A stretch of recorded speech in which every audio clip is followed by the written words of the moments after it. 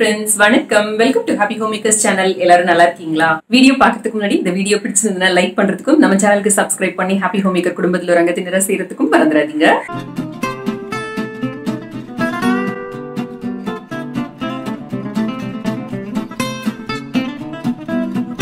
ஒரு கடாயில ஒரு டேபிள் ஸ்பூன் அளவுக்கு நெய் எடுத்துக்கோங்க. இது கூட அரை கப் அளவுக்கு பால் பவுடர் சேர்த்துக்கோங்க. எந்த பால் பவுடர் வேணாலும் சேர்த்துக்கலாம். இது கூட 1/4 கப் அளவுக்கு பால் சேர்த்துக்கோங்க. காய்ச்சின பால் காய்ச்சாதது எது வேணாலும் சேர்க்கலாம். இப்போ அடுப்பை பத்த வச்சுக்கிட்டு மெதுவா இதை கிளறி கொடுக்கலாம். நல்லா கட்டி இல்லாம இந்த மாதிரி கலந்து எடுத்துக்கோங்க. அவ்வளவுதாங்க, ஒரு நிமிஷத்துலயே நம்மளோட ஹோம்மேட் கோயா தயாராயிடுச்சு. மாவான்னு கூட இதை சொல்லுவாங்க. இது வந்து குல்ஃபிக்கு ஒரு நல்ல டேஸ்ட் கொடுக்கும். சோ இதை எடுத்து தனியா ஒரு கிண்ணத்துல வச்சுக்கலாம்.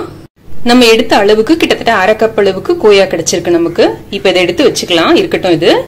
இதே கடாயில இப்ப நம்ம 1/2 லிட்டர் பாலை காய்ச்சிக்கலாம். 1/2 லிட்டர் அளவுக்கு பால் எடுத்து நான் நல்லா காய்ச்சிட்டு இருக்கேன். இந்த மாதிரி நல்ல அகலமான ஒரு பாத்திரமோ கடாயோ எடுத்துக்கிட்டீங்கன்னா ரொம்ப சீக்கிரம் இது ரெடி ஆயிடும். இந்த மாதிரி நல்லா கிளறி கொடுத்துக்கிட்டே இருங்க. இந்த சைட்ல படிகிற ஏடெல்லாம் எடுத்து விட்டுக்கிட்டே இருந்தீங்கன்னா நல்லா இருக்கும் நம்மளோட குல்ஃபி. பால் காயறதுக்குள்ளார நம்ம இந்த நட்ஸ் எல்லாத்தையும் கட் பண்ணி எடுத்துக்கலாம். நான் இங்க வந்து 10 பாதாம் எடுத்திருக்கேன், 5 முந்திரி பருப்பு, 5 பிஸ்தா எடுத்திருக்கேன். இப்ப இது எல்லாத்தையும் ஒரு பவுல்ல சேர்த்துக்கலாம். இதுல ஒரே ஒரு டேபிள் ஸ்பூன் அளவுக்கு தண்ணி சேர்த்து நல்லா இப்படி பிசிறி விடுங்க. ஒரு 10 நிமிஷம் இது ஊறட்டும். இதுல நான் கலருக்காகவும் பிளேவருக்காகவும் ஒரு சிட்டிகை அளவுக்கு குங்குமப்பூ சேர்க்கிறேன். நீங்க குங்குமப்பூ இல்லைன்னா ஒரு சிட்டிகை அளவுக்கு மஞ்சள் தூள் கூட சேர்த்துக்கலாம். இந்த மாதிரி பால் வந்து கொஞ்சம் குறுகுன உடனே நம்ம செய்து வச்சிருக்கிற இந்த கோயாவை இதுல சேர்த்துடலாம். இதையும் சேர்த்து இப்ப நல்லா மிக்ஸ் பண்ணி விட்டுக்கோங்க. லேசா அப்படி கலந்து கொடுத்தாலே போதும், இந்த கட்டியெல்லாம் கரைஞ்சிரும். இப்ப நல்லா கரைஞ்சிடுச்சு. நல்லா இது வந்து பாதியா குறுகுற வரைக்கும் நம்ம வந்து காய்ச்சிக்க போறோம்.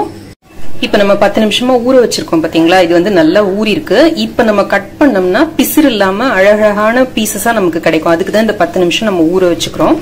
இப்ப இந்த பாதாம்ல மட்டும் ஒரு 5 பாதாம் எடுத்து தோல் உரிச்சு மிக்சியில போட்டு நல்லா பல்ஸ் பண்ணி எடுத்துக்கோங்க.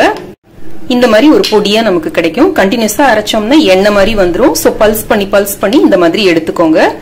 இப்போ இந்த அரைச்சு வச்சிருக்கிற இந்த பாதாம் பொடியையும் இதுல சேர்த்துக்கலாம். இது ஒரு நல்ல டேஸ்ட் கொடுக்கும். கொஞ்சம் விடாம இடையில கிளறி கொடுத்துக்கிட்டே இருங்க. இந்த ஓரத்துல இருக்கிற இந்த ஆடெல்லாம் எடுத்து விட்டுக்கிட்டே இருங்க. அப்பதான் நல்ல டேஸ்டா இருக்கும். இப்ப பாத்தீங்கன்னா இந்த பால் நல்லா குறுகிடுச்சு, நல்லா திக் ஆயிடுச்சு. அடுப்பை ஆஃப் பண்ணிக்கலாம். இதுல நம்ம அரிஞ்சு வச்சிருக்கிற இந்த நட்ஸை சேர்த்துக்கலாம். 1/4 டீஸ்பூன் அளவுக்கு ஏலக்காய் தூள் சேர்த்துக்கோங்க. இதுல 2 டேபிள் ஸ்பூன் அளவுக்கு சர்க்கரை சேர்த்துக்கலாம். குல்ஃபிக்கு ரொம்ப சர்க்கரை சேர்க்கணும்னு அவசியம் இல்ல. சர்க்கரை வேண்டாம்னா நீங்க பனங்கல்கண்டு பொடி கூட சேர்த்துக்கலாம். இப்ப எல்லாத்தையும் சேர்த்து நல்லா கலந்து கொடுங்க. ஆறுறப்ப இது இன்னும் நல்லா திக் ஆகும். இப்பவே பாத்தீங்கன்னா இந்த கிரெயினி டெக்ஸ்சர் இருக்கு பாருங்க. இதுல ஒரே ஒரு சிட்டிகை அளவுக்கு உப்பு சேர்த்துக்கிட்டீங்கன்னா அந்த ஸ்வீட்டை வந்து நல்லா பேலன்ஸ் பண்ணி கொடுக்கும். இந்த மாதிரி இருக்கணும் நம்மளோட கன்சிஸ்டன்சி. இதை வந்து செட் பண்ணி சாப்பிடுறப்ப நமக்கு ரொம்ப டேஸ்டா இருக்கும். இது கொஞ்சம் ஆற விட்டு செட் பண்ணலாம். இந்த மாதிரி நம்ம வீட்டுல இருக்கிற சின்ன கிண்ணங்கள்லயோ இல்ல இதுக்குன்னு கிடைக்கிற இந்த மண் பாத்திரங்கள்லயோ நம்ம வந்து இதை செட் பண்ணலாம். இப்ப நான் இது 3மே எடுத்து வச்சிருக்கேன். இதுல நம்ம நிரப்பிக்கலாம். நைட் ஃபுல்லும் ஃப்ரீசர்ல வச்சு எடுக்கலாம். இந்த மாதிரி ஐஸ்கிரீம் ஸ்டிக்ஸ நல்ல இந்த சென்டர்ல குத்தி வச்சுட்டு நம்ம இப்ப இத நைட் ஃபுல்லும் ஃப்ரீசர்ல வச்சு எடுக்கலாம். இப்போ நம்மளோட குல்ஃபி ரெடியா இருக்கு. இந்த குல்ஃபிக்குள்ள நம்ம வந்து ஸ்பூன் வச்சு டைரக்டாவே எடுத்து சாப்பிடலாம். இதை வந்து வெளியில எடுக்கிறதுக்கு இந்த மாதிரி ஒரு கிண்ணத்துல தண்ணி வச்சுக்கோங்க. நார்மல் தண்ணி போதும். அதுக்கு நடுவுல கொஞ்ச நேரம் அந்த மாதிரி வச்சீங்கன்னா போதும். நல்லா இது வெளியில எடுக்க வந்துடும். இப்போ நம்மளோட குல்ஃபி ரெடி. இப்போ நம்மளோட ஈஸி குல்ஃபி தயார். நம்ம சேனல்ல வர ஏதாவது நீங்க ஃபாலோ பண்ணீங்க ட்ரை பண்ணி பாத்தீங்க அப்படின்னா படத்தை வந்து இன்ஸ்டாலயோ ஃபேஸ்புக்லயோ போஸ்ட் பண்ணிட்டு என்ன டேக் பண்ணுங்க. இன்ஸ்டாகிராம்லயும் ஃபேஸ்புக்லயும் கூட நான் இன்ட்ரெஸ்டிங் கண்டென்ட் அப்பப்ப அப்லோட் பண்ணிக்கிட்டே இருக்கேன். நீங்க அதையும் பாருங்க, சப்போர்ட் பண்ணுங்க, ஃபாலோ பண்ணுங்க.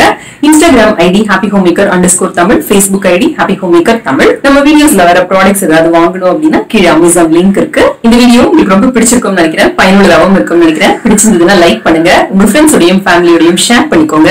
நம்ம சேனலுக்கு சப்ஸ்கிரைப் பண்ணி Happy Homemaker குடும்பத்துல ஒரு அங்கத்தினரா சேர்ந்துருங்க. நம்மளோட மத்த 2 சேனலான Happy Homemaker கோலம் 2 பாருங்க, சப்ஸ்கிரைப் பண்ணுங்க, சப்போர்ட் பண்ணுங்க. இணைந்திருங்கள் Happy Homemaker சேனலுடன். என்னாலும் நன்றி, வணக்கம்.